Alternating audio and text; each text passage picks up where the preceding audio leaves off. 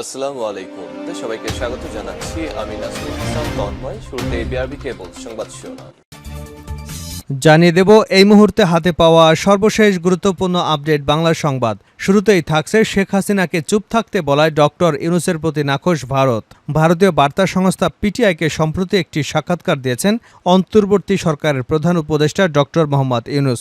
এই সাক্ষাৎকারে সাবেক প্রধানমন্ত্রী শেখ হাসিনা, সীমান্ত হত্যা এবং তিস্তার পানি বন্টন সহ বিভিন্ন ইস্যু নিয়ে কথা বলেছেন তিনি। তবে পিটিআইকে দেওয়া সাক্ষাৎকারটি ভালোভাবে নেয়নি ভারত। ভারতীয় কয়েকটি সূত্র সংবাদ মাধ্যম হিন্দুস্তান টাইমসকে এ তথ্য জানিয়েছেন। নাম প্রকাশে অনিচ্ছুক একটি সূত্র বলছে, এই সাক্ষাৎকারের কারণে জাতিসংঘের অধিবেশনের ফাঁকে ডক্টর ইউনূস ও ভারতীয় প্রধানমন্ত্রী নরেন্দ্র মোদীর মধ্যে কোনো দ্বিপক্ষীয় বৈঠক নাও হতে পারে। এবারে জানাবো, চাঁদাবাজি নিয়ে সংঘর্ষে জড়ালো বিএনপির দুপক্ষ, আহত অর্ধশত। চাঁদপুরে চাঁদাবাজি নিয়ে বিএনপির দুপক্ষের সংঘর্ষ হয়েছে। এতে কমপক্ষে 50 জন আহত হয়েছেন। পরে সেনাবাহিনী এবং পুলিশ সদস্যরা এসে পরিস্থিতি নিয়ন্ত্রণে আনে। জানাবো, রূপপুর পারমাণবিক বিদ্যুৎ প্রকল্পের প্রথম ইউনিট চালু করতে চায় সরকার। রূপপুরের পারমাণবিক বিদ্যুৎ প্রকল্পের প্রথম ইউনিট চালুর ব্যাপারে অন্তর্বর্তীকালীন সরকার আশাবাদী বলে জানিয়েছেন অর্থ ও বাণিজ্য উপদেষ্টা ডক্টর সালেউদ্দিন আহমেদ। শনিবার রাজধানীর আগারগাঁওয়ে Bangladesh Institute of Governance and Management সাংবাদিকদের সঙ্গে আলাপকালে একথা বলেন তিনি। সালেউদ্দিন আহমেদ বলেন, এই পারমাণবিক বিদ্যুৎ প্রকল্পের প্রথম ইউনিট আগে চালু করাই এই মুহূর্তে সরকারের পরিকল্পনা। বাকি প্রকল্প চালুর ব্যাপারেও আলোচনা চলছে। এদিকে কলেজ ছাত্রকে গুলি করে হত্যার ঘটনায় পুলিশ সদস্য গ্রেপ্তার। গাজীপুরের কোনাবাড়িতে বৈষম্য বিরোধী ছাত্র আন্দোলনের কলেজ ছাত্রকে গুলি করে হত্যার ঘটনায় পুলিশ সদস্য আকরাম হোসেনকে গ্রেপ্তার করেছে পুলিশ। গতকাল শুক্রবার কিশোরগঞ্জের পারাইল এলাকায় অভিযান চালিয়ে তাকে গ্রেপ্তার করা হয়। এবারে থাকছে, ইসলামী আন্দোলন বাংলাদেশের সিনিয়র নায়েবে আমির মুফতি সৈয়দ ফয়জুল করিম বলেছেন, দেশে চুরি, ডাকাতি, লুটপাটের উন্নয়ন হয়েছে। 5ই আগস্টের পর আরেকটি দল ফ্যাসিস্ট ও লুটেরা দেশ লুটের ষড়যন্ত্র চালিয়ে যাচ্ছে। সবাই ঐক্যবদ্ধভাবে জুলুমমুক্ত বাংলাদেশ গড়ব, এতে থাকবে না কোনো বৈষম্য। এবং সর্বশেষ জানাবো আন্তর্জাতিক সংবাদ। গাজা যুদ্ধ গড়ালো 12তম মাসে, যুদ্ধবিরতি নিয়ে নেই আশার খবর।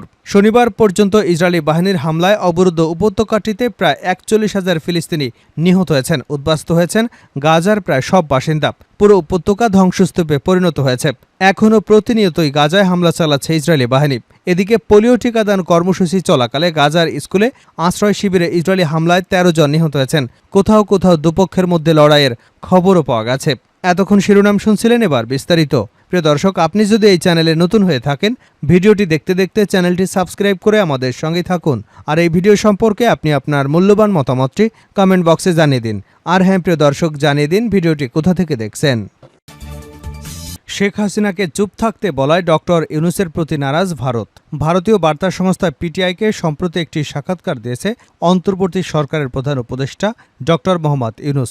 এই সাক্ষাৎকারে সাবেক প্রধানমন্ত্রী শেখ হাসিনা, সীমান্ত হত্যা এবং তিস্তার পানি বন্টন সহ বিভিন্ন ইস্যু নিয়ে কথা বলেছেন। তবে পিটিআইকে দেওয়া সাক্ষাৎকারটি ভালোভাবে নেয়নি ভারত। ভারতীয় কয়েকটি সূত্র সংবাদ মাধ্যম হিন্দুস্তান টাইমসকে এ তথ্য জানিয়েছে।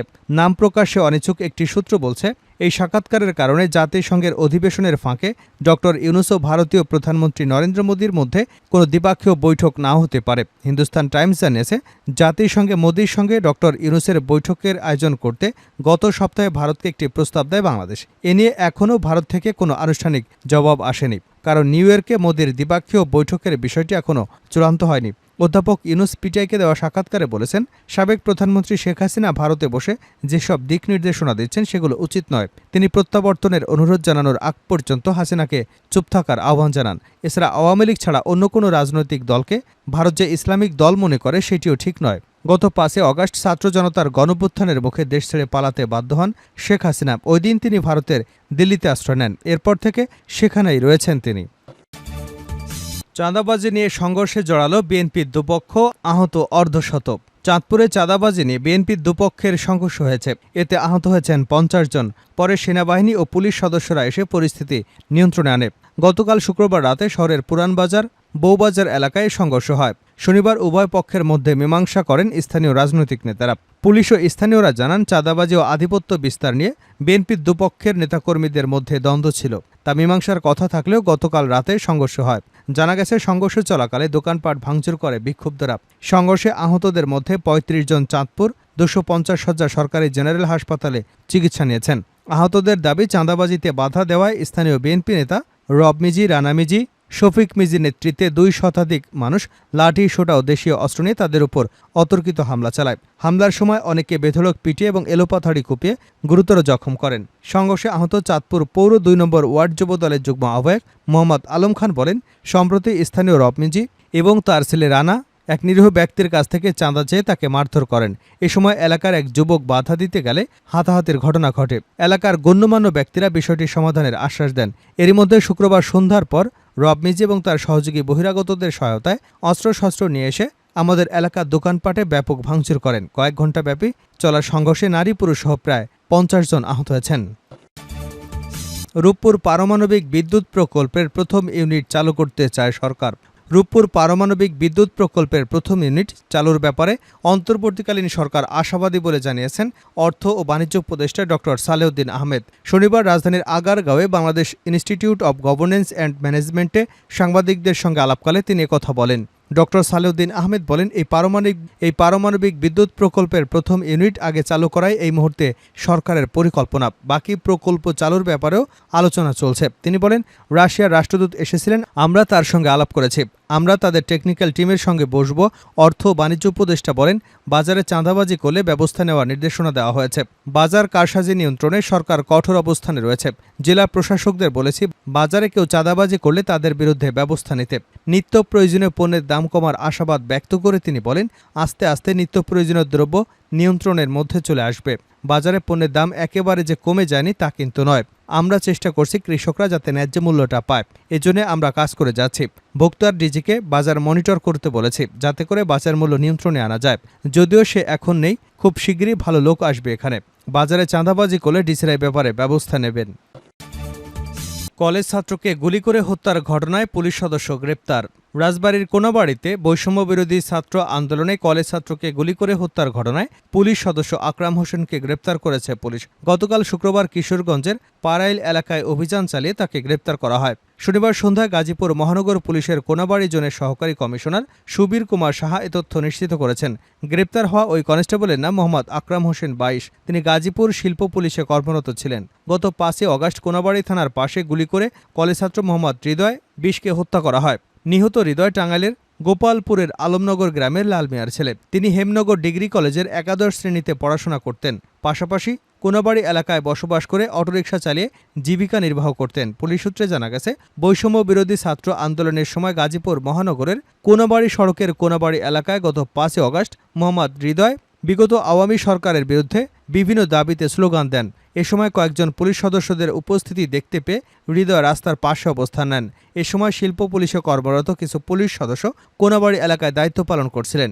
এ সময় তারা হৃদয়কে রাস্তার পাশ থেকে ধরে নিয়ে চড়-থাপ্পড় মারেন। এক পর্যায়ে পুলিশ কনস্টেবল আকরাম অতি উৎসাহী হয়ে তার পেছন থেকে গুলি করলে ঘটনাস্থলে হৃদয়ের মৃত্যু হয়।